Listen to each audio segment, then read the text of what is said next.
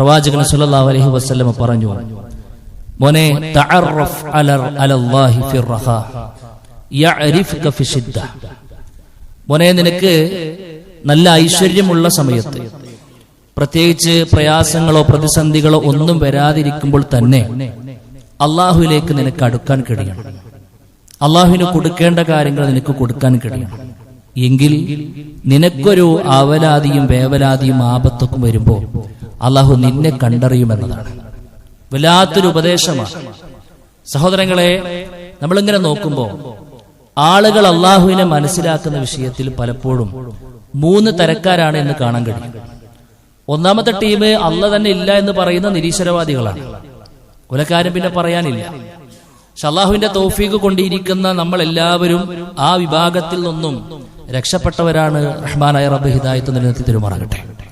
രണ്ടാമത്തെ വിഭാഗം എന്താണെന്നറിയോ? അള്ളാഹുവിനെ കുറിച്ച് ഓർമ്മയുണ്ടാകും അവരുടെ ജീവിതത്തിൽ, പക്ഷേ ഒരു പ്രയാസം വരണം, പക്ഷേ ഒരു പ്രതിസന്ധി വരണം, ഒരു ഇടങ്ങേറ് വരണം. ഒരു ഹോസ്പിറ്റൽ കേസൊക്കെ ആയി ഐസിയുവിന്റെ മുമ്പിൽ ഇങ്ങനെ നിൽക്കുമ്പോൾ, അല്ലെങ്കിൽ ഒരു മെഡിക്കൽ സർട്ടിഫിക്കറ്റ് വന്നു, ഇനി വല്ലാതൊന്നും അധികം കാലം ഉണ്ടാവില്ല എന്ന് തിരിച്ചറിയുമ്പോഴാണ് പല ആളുകളും റബ്ബിനെ കുറിച്ച് ഓർക്കുന്നത് പോലും. അതുവരെയും അവന്റെ ജീവിതം അള്ള പറഞ്ഞ റൂട്ടിലായിരുന്നില്ല. അള്ളാഹുവിന്റെ വിധികളും വിലക്കുകളും മാനിക്കാത്ത ജീവിതമായിരുന്നു. അള്ളാഹുവിന്റെ കൽപ്പനകളെ ജീവിതത്തിൽ കൊണ്ടു നടന്നില്ല. അള്ളാഹുവിന്റെ വിരോധനങ്ങളെ കുറിച്ച് ഇമ്പോർട്ടൻസ് നൽകിയില്ല. അങ്ങനെ പടച്ച റബ്ബിൽ നിന്നും അകന്നകന്നകന്ന് അവസാനം ഒരു പരീക്ഷണത്തിലേക്ക് പടച്ച റബ്ബ് അവന്റെ ജീവിതത്തെ എടുത്തെറിയുമ്പോൾ അപ്പോൾ മാത്രം പടച്ച റബ്ബിനെ കുറിച്ച് ആലോചിക്കുന്ന ചില ആളുകളുണ്ട്. മൂന്നാമത്തെ ഭാഗം ഏതാണെന്നറിയോ?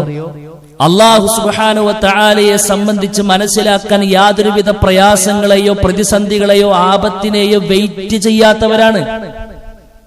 മൂന്നാമത്തെ ഭാഗം അവർ ഡെയിലി ദിനേനയെന്നോണം റഹ്മാനായ റബ്ബിനെ കുറിച്ച് പഠിക്കുകയും മനസ്സിലാക്കുകയും അവൻ പറയുന്ന രൂപത്തിൽ ജീവിതത്തെ ക്രമപ്പെടുത്തുകയും അള്ളാഹുവിന്റെ കൽപ്പനകളെ ജീവിതത്തിൽ പാലിക്കുകയും നിരോധനങ്ങളെ ജീവിതത്തിൽ നിന്നും എടുത്തൊഴിവാക്കുകയും ചെയ്ത് അള്ളാഹു വരച്ചു വെച്ച റൂട്ടിലൂടെ ജീവിതത്തെ ക്രമപ്പെടുത്തി പോകുന്ന മൂന്നാമത്തെ ഭാഗം. സഹോദരങ്ങളെ, നമ്മൾ ഏതിലാണ് പെടുന്നത്? പറയുന്ന ഞാനും കേൾക്കുന്ന നമ്മൾ ഓരോരുത്തരും ഈ 3 വിഭാഗത്തിൽ ഏതിലാണ് പെടുന്നത്? അള്ളാന്റെ റസൂലിന്റെ നമ്മളോടുള്ള ഉപദേശം, കൂട്ടരെ, നിങ്ങൾ ഈ പറഞ്ഞ മൂന്നാമത്തെ വിഭാഗത്തിൽ പെടണം. ഏതാ മൂന്നാമത്തെ വിഭാഗം? നല്ല ധന്യതയിലും പ്രത്യേകിച്ച് അടങ്ങറും പ്രയാസങ്ങളൊന്നും ഇല്ലാത്ത അനുഗ്രഹങ്ങളുടെ കലവറയിൽ ജീവിക്കുമ്പോൾ തന്നെ റഹ്മാനായ റബ്ബിനെ കുറിച്ചുള്ള ബോധവും ബോധ്യവും മനസ്സിന്റെ ഉള്ളിൽ കൊണ്ടു നടക്കുന്ന ആളുകളായിക്കൊണ്ട് നിങ്ങൾ ജീവിക്കണം. എങ്കിൽ നിങ്ങൾക്ക് എന്തെങ്കിലും ആപത്ത് വരുമോ, നിങ്ങളെ റബ്ബ് കൈയൊഴിയുകയില്ല എന്നതാണ്.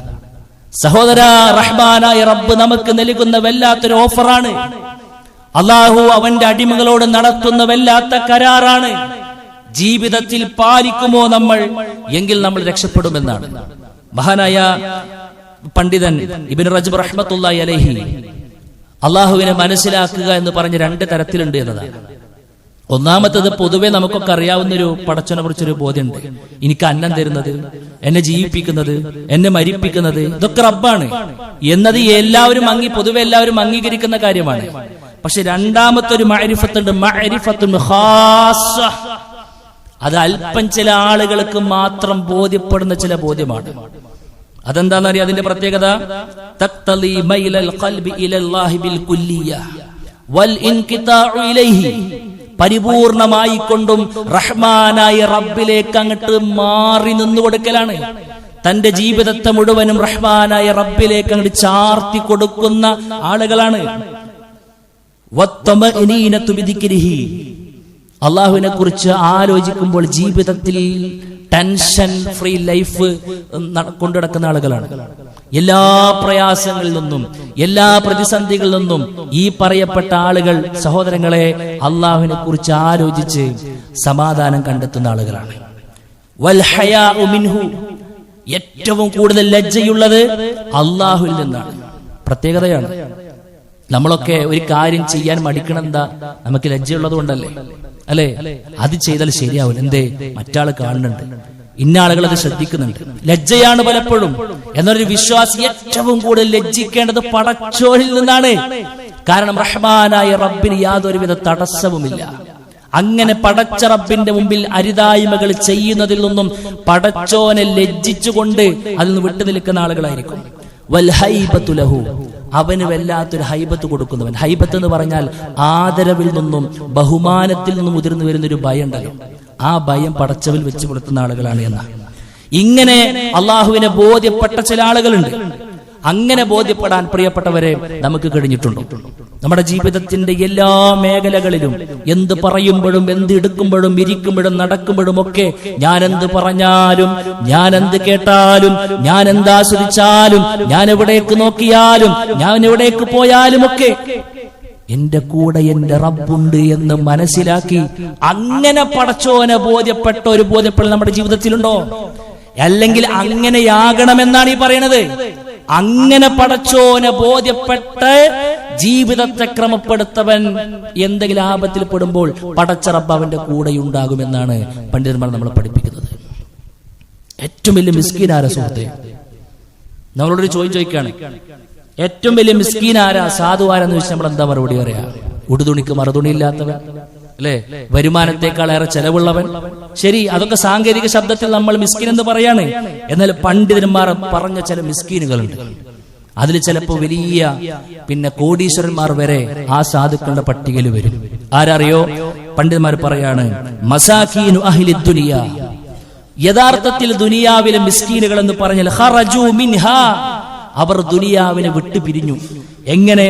വമാ ദാഖു അത്യബ ഫീഹാ, അവരെല്ലാം അനുഭവിച്ചിട്ടുണ്ട്. പക്ഷെ ദുനിയാവിൽ ഏറ്റവും ആസ്വാദികരമായതും ദുനിയാവിൽ ഏറ്റവും ഉത്കൃഷ്ടമായ ഒന്നുണ്ടായിരുന്നു, അതവർക്ക് അനുഭവിക്കാൻ കഴിഞ്ഞിട്ടില്ല. ദുനിയാവിൽ ജീവിക്കുമ്പോൾ ഏതൊരു മനുഷ്യനും അനുഭവിക്കേണ്ട ഏറ്റവും സുന്ദരമായ, സ്വാദിഷ്ടമായ, ഏറ്റവും ഉത്തമമായ ഒന്നിനെ അനുഭവിക്കാതെ ദുനിയാവിൽ നിന്നും പടിയിറങ്ങിപ്പോയവനാണ് ഏറ്റവും വലിയ മിസ്കീൻ എന്ന് പണ്ഡിതന്മാർ. ഏതാണ് മിസ്കീൻ? ഏതാണ് അത്യബായ കാര്യം? പണ്ഡിതന്മാർ പറഞ്ഞു, മഅരിഫത്തുല്ലാഹി അസ്സ വജല്ല, അല്ലാഹുവിനെ സംബന്ധിച്ചുള്ളൊരു ബോധ്യമാണ്. സുഹൃത്തെ, വല്ലാത്ത സുന്ദരമായിരിക്കും ജീവിതം. പടച്ച റബ്ബിനെ ബോധ്യപ്പെടേണ്ടതുപോലെ ബോധ്യപ്പെട്ടാൽ, അള്ളാഹുവിനെ നമ്മളെ കൽബിലേക്ക് എടുത്തു വെക്കാൻ നമുക്ക് കഴിഞ്ഞാൽ പിന്നെ ജീവിതം സുന്ദരമായിരിക്കും, സന്തുലിതാവസ്ഥ ഉണ്ടായിരിക്കും. ഒരു പ്രതിസന്ധിയും നമ്മളെ തകർത്തൂല, ഒരു പ്രയാസങ്ങളും നമ്മൾ ഒന്നും ചെയ്യില്ല. എത്ര അനുഗ്രഹങ്ങളുടെ മേൽക്കുമേൽ നമ്മൾ നിന്നാലും അള്ളാഹ്ക്ക് നിരക്കാതെ നമ്മൾ ചെയ്യൂല. ഇതിനല്ല ഏറ്റവും വലിയ സെക്യൂരിറ്റി. ഇതല്ല ഒരു വിശ്വാസ ജീവിതത്തിൽ ഉണ്ടാകേണ്ടത്. ഇങ്ങനത്തെ ഒരു സന്തുലിതാവസ്ഥ നിലപാട് അവനക്ക് സ്വീകരിക്കാൻ കഴിയുന്നത് റഹ്മാനായ റബ്ബിനെ സംബന്ധിച്ചുള്ള ബോധ്യമാണ് എന്നതാണ്. സുഹൃത്തുക്കളെ, അങ്ങനത്തെ ഒരു ബോധ്യപ്പെടൽ നമ്മുടെ ജീവിതത്തിലുണ്ടോ? പടച്ച റബ്ബിനെ കുറിച്ചുള്ള അത്തരത്തിലുള്ള ചിന്ത നമ്മുടെ ജീവിതത്തിൽ ഉണ്ടെങ്കിൽ നമ്മൾ ഒരാപത്തിലും പെടുകയില്ല എന്നല്ല, പെട്ടുകഴിഞ്ഞാലും പടച്ച റബ്ബ് നമ്മുടെ കൂട്ടിനുണ്ടാവും. ചരിത്രത്തിൽ കാണാൻ നമുക്ക് ഒട്ടേറെ സംഭവങ്ങൾ. വിശുദ്ധ ഖുർആൻ ഒരുപാട് കഥകൾ, ചരിത്രങ്ങൾ നമ്മളെ ശ്രദ്ധയിലേക്ക് കൊണ്ടുവരുന്നുണ്ട്. കടലിൽ വെച്ച് സംഭവിച്ച 2 സംഭവങ്ങൾ കൊണ്ടുവരുന്നുണ്ട്. അള്ളാഹുവിനെ ബോധ്യപ്പെടുന്ന വിഷയത്തിൽ പ്രതിസന്ധികൾ വരുമ്പോൾ മാത്രം പടച്ചവനെ കുറിച്ച് ചിന്തിച്ച ഒരാളുടെ ചരിത്രവും, എന്നാൽ പ്രതിസന്ധികൾ വരുന്നതിന് മുൻപ് തന്നെ പടച്ച റബ്ബിലേക്ക് സാമീപ്യം സിദ്ധിച്ച് പടച്ച റബ്ബിന്റെ ഇഷ്ടം ഇത്രമായി അത് മുഖേന ആ പ്രതിസന്ധിയിൽ നിന്ന് രക്ഷപ്പെട്ട ആളുടെ ചരിത്രവും നമ്മുടെ വിശുദ്ധ ഖുർആൻ നമ്മുടെ മുമ്പിൽ വെക്കുന്നുണ്ട്. ആരാ സുഹൃത്തെ പ്രതിസന്ധിയുടെ മുറ്റത്ത് പടച്ചവനെ തിരിച്ചറിഞ്ഞ ആള്? സാക്ഷാൽ ഫിർഔനാണ്. ഫിർഔൻ ഇങ്ങനെ മുങ്ങി നശിക്കുക, ഇനി ഒരിക്കലും രക്ഷയില്ല എന്ന് അദ്ദേഹത്തിന് ബോധ്യമായി. അപ്പൊ അദ്ദേഹം പറഞ്ഞൊരു പ്രഖ്യാപനമുണ്ട്. ആ അവസാനമായി കൊണ്ടേ ലാ ഇലാഹ ഇല്ലല്ലാഹ് പ്രഖ്യാപിച്ചിട്ട് ഫിർഔൻ മരിക്കുന്നത്. വിശുദ്ധ ഖുർആൻ സൂറത്ത് യൂനുസ് 90 നമ്മളെ പഠിപ്പിക്കുന്നുണ്ട്. അദ്ദേഹം പറഞ്ഞു, ആമൻതു അന്നഹു ലാ ഇലാഹ ഇല്ലല്ലദീ ലാ ഇലാഹ ഇല്ലല്ലദീ ആമനത് ബിഹി ബനു ഇസ്രായീൽ വഅന മിനൽ മുസ്ലിമീൻ.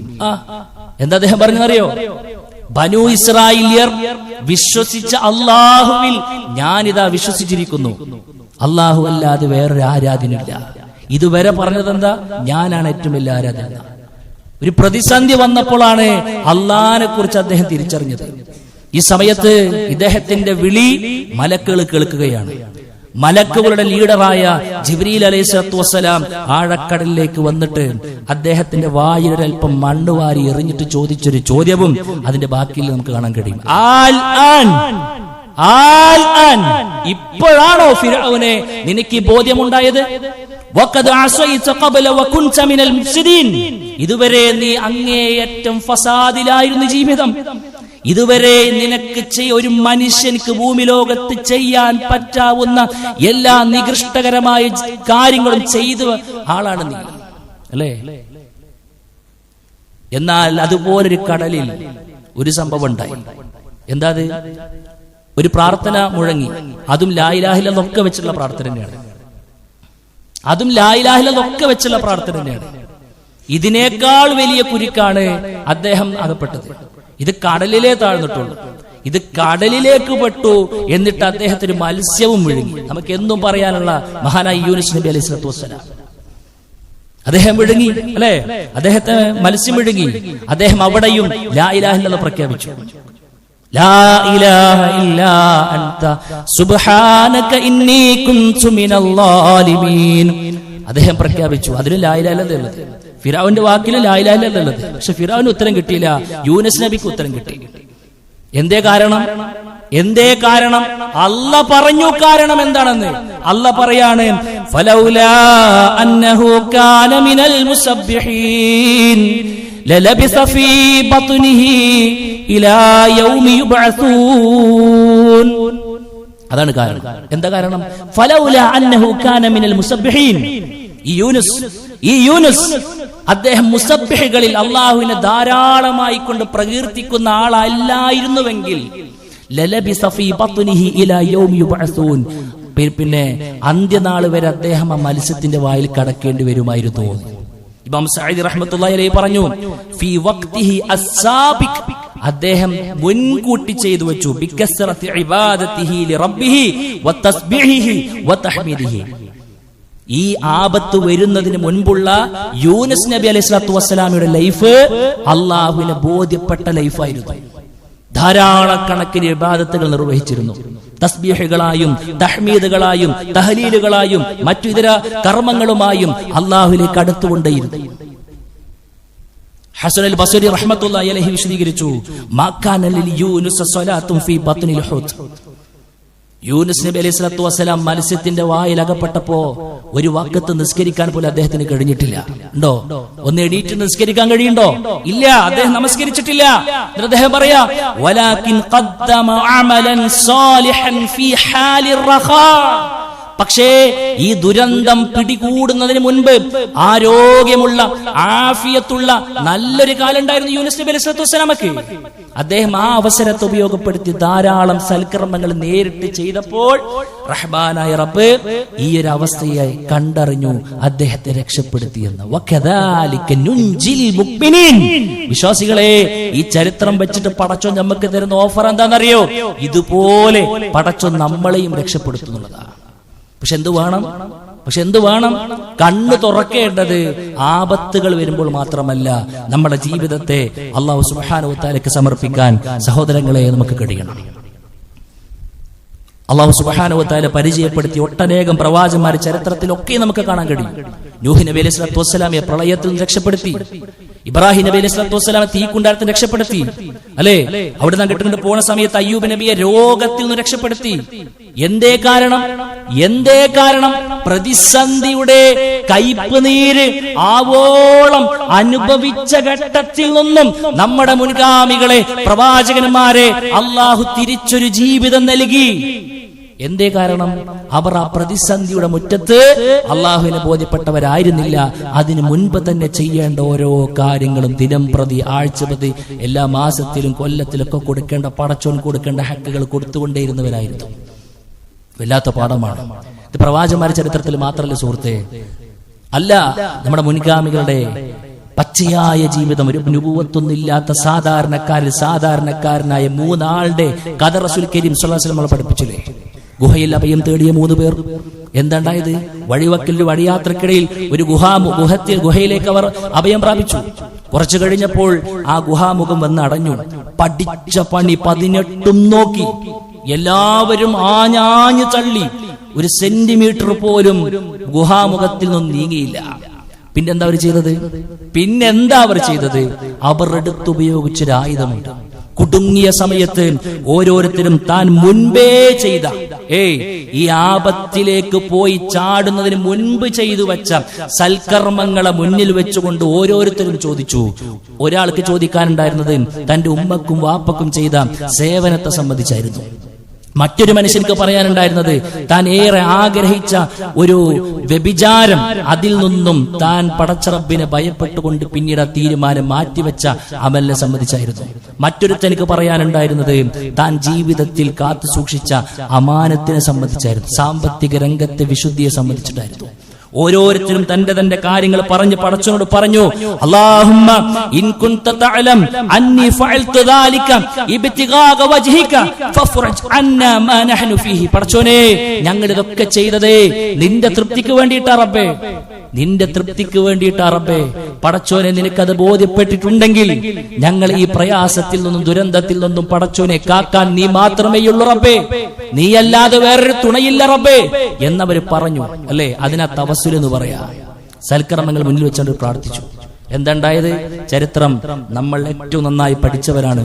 അല്ലെ, ഓരോ ആളുകൾ പറയുമ്പോഴും ഗുഹാമുഖം നീങ്ങിക്കൊണ്ടിരുന്നു.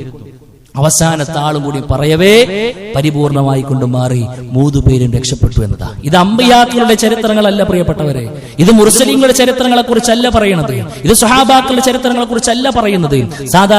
സാധാരണക്കാരായ എന്നാൽ അല്ലാഹുവിനെ സംബന്ധിച്ച് ഭയപ്പാടോടുകൂടെ ജീവിതത്തെ അടുക്കും ചിട്ടയോട് കൊണ്ടുപോയ യുവാക്കളെ കുറിച്ചാണ്. ആ യുവാക്കൾ എന്ന വാക്കിനെ ഒന്നും കൂടി അടിവരയിടാണ്. അല്ലെ, യുവാക്കളെ, യുവത്വം തുളുമ്പി നിൽക്കുന്ന സമയം.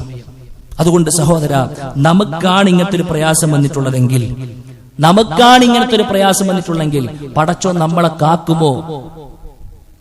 ഒരു പ്രത്യേക തരത്തിലുള്ള പടച്ച റബ്ബിന്റെ ഇടപെടൽ എന്റെ ജീവിതത്തിൽ ഉണ്ടാകുമോ എന്ന് ആർക്കെങ്കിലും പറയാൻ കഴിയോ? നമുക്ക് അങ്ങനത്തെ ഒരു ചിന്തക്ക് വകണ്ടോ?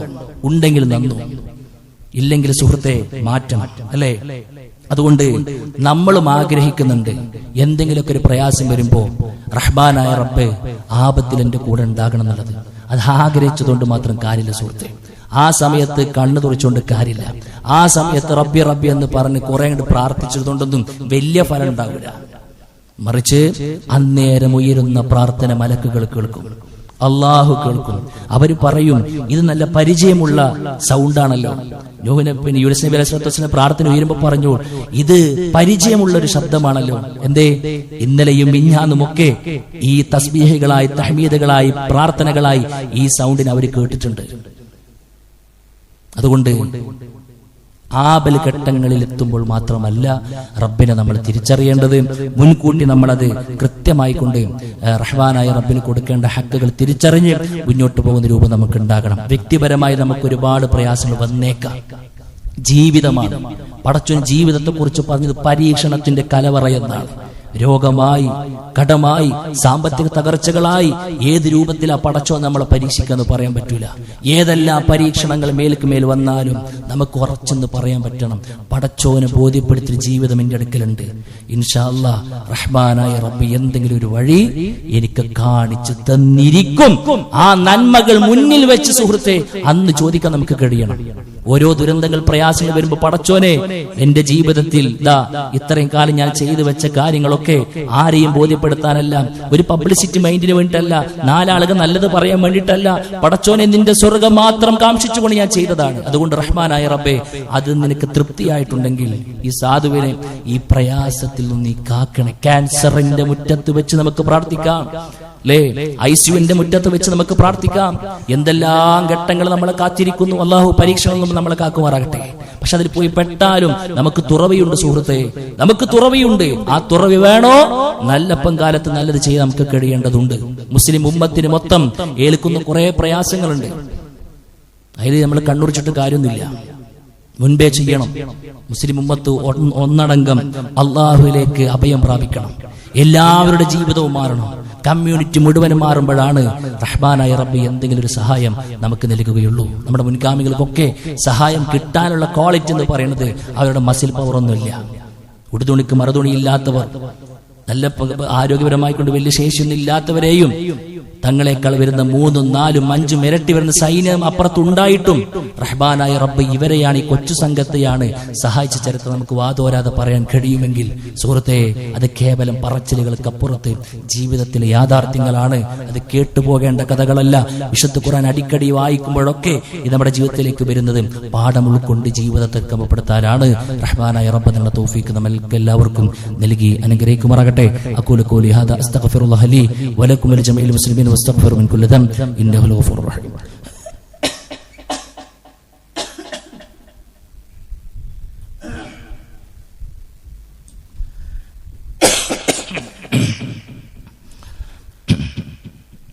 الحمد لله وحده والصلاه والسلام على من لا نبي بعده. അല്ലാഹു സുബ്ഹാനഹു വ തആലയുടെ നിയമങ്ങളും നിർദ്ദേശങ്ങളും പാലിച്ചുകൊണ്ട് ജീവിക്കണമെന്ന് എന്നോടും തുടർന്ന് നിങ്ങൾ ഓരോരുത്തരോടും ഉപദേശിക്കുകയാണ്, ഓർമ്മപ്പെടുത്തുകയാണ്. അല്ലാഹു സുബ്ഹാനഹു വ തആല അത്തരത്തിലുള്ള തൗഫീഖ് നമുക്ക് എല്ലാവർക്കും നൽകി അനുഗ്രഹിക്കുമാറാകട്ടെ. സുഹൃത്തുക്കളെ, അള്ളാഹുവിനെ കണ്ടറിഞ്ഞ് അവനെ പറഞ്ഞതുപോലെ ജീവിതത്തെ ക്രമപ്പെടുത്തി സൂക്ഷ്മതയോടുകൂടെ ജീവിക്കുന്നവർ എന്തെങ്കിലുമൊക്കെ ദുരന്തത്തിലേക്ക് പോയി ചാടുമ്പോൾ നമ്മൾ മുന്നേ ചെയ്തു വെച്ച നന്മകൾ വെച്ചുകൊണ്ട് നമുക്ക് പടച്ചുകൊണ്ട് ചോദിക്കാമെന്നും അതിനുത്തരം ലഭിക്കുമെന്ന ചരിത്രങ്ങളാണ് നമ്മൾ പഠിച്ചത്. ഇത് കേവലം ദുനിയാവിൽ മാത്രമല്ല ഇങ്ങനെയുള്ള ആളുകൾക്കുള്ള രക്ഷ. അതുകൂടി നമ്മൾ മനസ്സിലാക്കുക.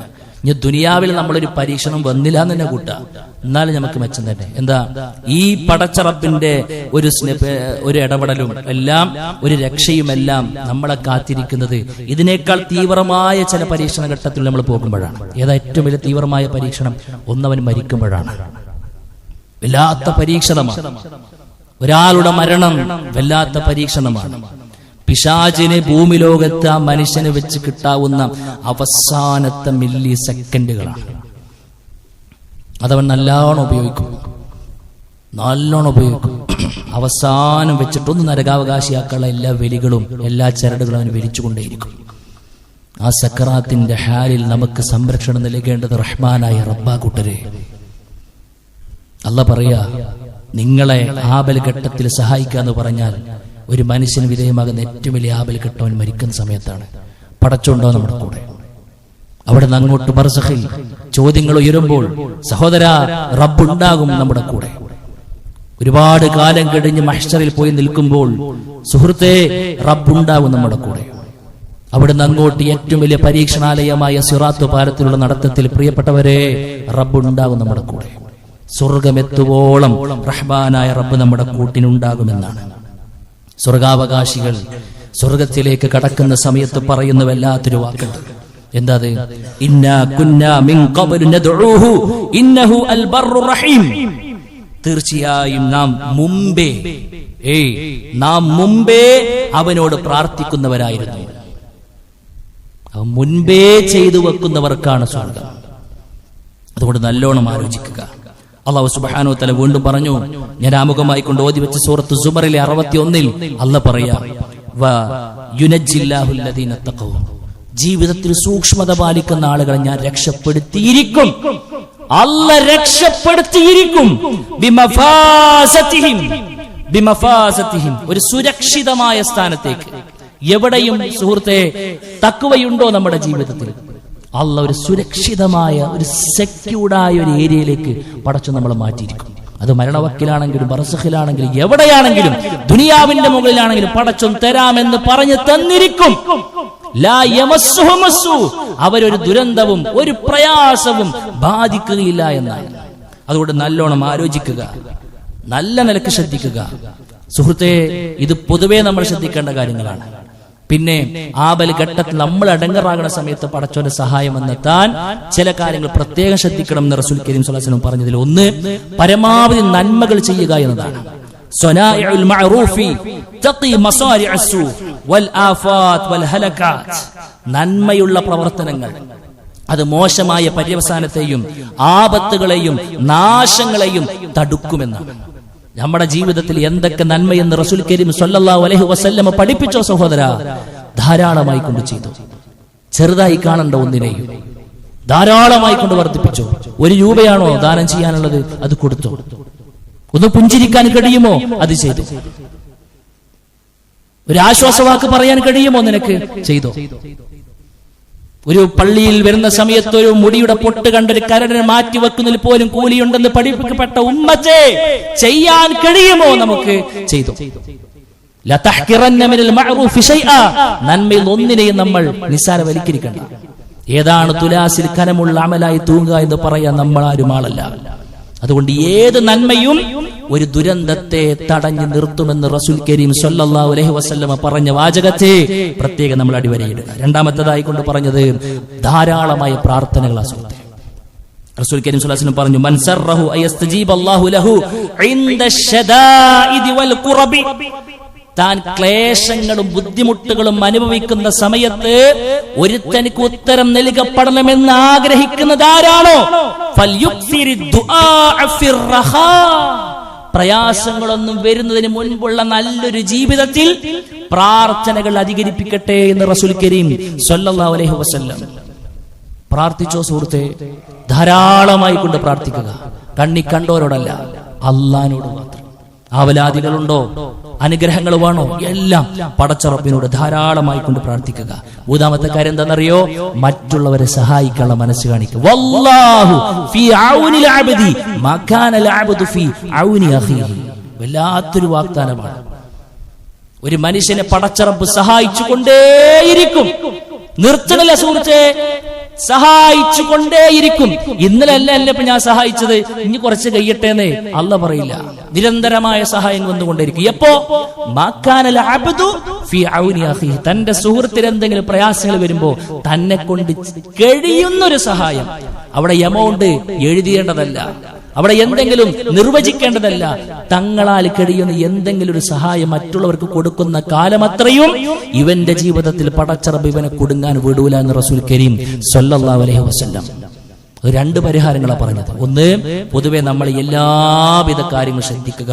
റഹ്മാനായ റബ്ബിന്റെ കൽപ്പനകൾ ശിരസ വഹിക്കുക. നിരോധനങ്ങളും പരിപൂർണമായി കൊണ്ട് ഒഴിവാക്കുക. അതിന്റെ പേരാണ് തഖ്വ എന്ന് പറയുന്നത്. പ്ലസ് ഈ പറയപ്പെട്ട പ്രധാനപ്പെട്ട 3 കാര്യങ്ങൾ നമ്മൾ ശ്രദ്ധിക്കുക. പരമായി നന്മകൾ അധികരിപ്പിക്കുക, ധാരാളമായി കൊണ്ട് പ്രാർത്ഥിക്കുക, മറ്റുള്ളവർക്ക് സഹായികളായി കൊണ്ട് മാറുക. എങ്കിൽ അല്ലാഹു നിനക്കൊരു പ്രയാസം വരുമ്പോൾ നിന്നെ കണ്ടറിയും. ഇത് റസൂൽ കരീം സ്വല്ലല്ലാഹു അലൈഹി വസല്ലമ നമുക്ക് നൽകിയ ഘനഗംഭീരമായ ഒരു ഉപദേശമാണ്. ജീവിതത്തിന്റെ അടിസ്ഥാന തത്വമാണ്. ഏറ്റെടുക്കുക, പ്രാവർത്തികമാക്കുക, പ്രാർത്ഥിക്കുക, പ്രയത്നിക്കുക. റഹ്മാനായ റബ്ബ് തൗഫീഖ് നൽകി അനുഗ്രഹിക്കുമാറാകട്ടെ. അല്ലാഹുവേ, അറിയും അറിയാതെയും വന്നു പോയിട്ടുള്ള ചെറുതും വലുതുമായ മുഴുവൻ തെറ്റുകളും കുറ്റങ്ങളും വിട്ടുപുറത്ത് മാപ്പാക്കി തരണമേ റഹ്മാനേ. ഞങ്ങൾക്ക് മുമ്പ് മരണപ്പെട്ടു പോയിട്ട് ഞങ്ങളുടെ മാതാപിതാക്കൾ, കൂട്ടുകുടുംബക്കാർ, ആദർശ ബന്ധുക്കൾ എല്ലാവരുടെയും ഖബറുകൾ വിശാലമാക്കി കൊടുക്കണമേ റഹ്മാനേ. രോഗം കൊണ്ടും കടം കൊണ്ടും മറ്റു ദുരന്തങ്ങളെ കൊണ്ടൊക്കെ ഒരുപാട് പ്രയാസം അനുഭവിച്ചുകൊണ്ടിരിക്കുന്ന സുഹൃത്തുക്കൾ, സഹോദരിമാർ എല്ലാവരുടെയും പ്രയാസം ദൂരീകരിക്കണമേ റഹ്മാനേ. അല്ലാഹുമ്മ ഗഫിർ ലിൽ മുഅ്മിനീന വൽ മുഅ്മിനാത്ത് വൽ മുസ്ലിമീന വൽ മുസ്ലിമാത്ത് വൽ അഹ്യാഇ മിൻഹുൽ അംവാത് ഇന്നക മുജീബു ദഅവാതി യാ ഖാദിയൽ ഹജാത്ത്. اللهم أجرنا من النار، اللهم أجرنا من النار، اللهم أجرنا من النار. ربنا تقبل منا إنك أنت السميع العليم وتب علينا إنك أنت التواب الرحيم. آمين آمين برحمتك يا أرحم الراحمين.